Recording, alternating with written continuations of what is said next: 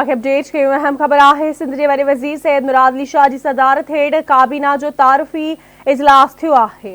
Breaking news हम सां share कंदासीं। इजलास में सूबाई वज़ीरनि नए चीफ सेक्रेटरी सिंध आसिफ हैदर शाह ऐं ॿियनि शिरकत कई आहे। सिंध के वॾे वज़ीर सैयद मुराद अली शाह की सदारत हेठ काबीना जो तारुफ़ी इजलास थियो आहे। सिंध के अवाम पीपल्स पार्टी ते एतमाद करे वरी अक्सरियत सां कामयाब करायो आहे। इहो चवण आहे सिंध के वॾे वज़ीर जो।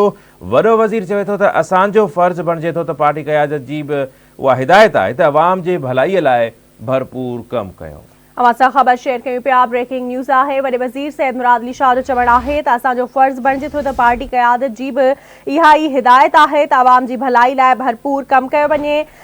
मां अवाम जी जान माल तालीम सेहत ऐं रोज़गार लाइ भरपूर कदम खणंदसि। सिंध जी अवाम पीपल्स पार्टी ते एतमाद करे वॾी अक्सरियत सां कामयाब करायो।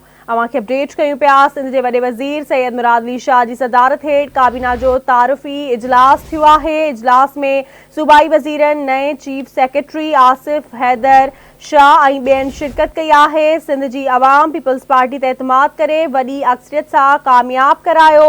वॾे वज़ीर जो चवण आहे त असांजो फ़र्ज़ बणिजे थो ऐं पार्टी क़यादत जी बि इहा ई हिदायत आहे त अवाम जी भलाई लाइ भरपूर कमु कयो वञे।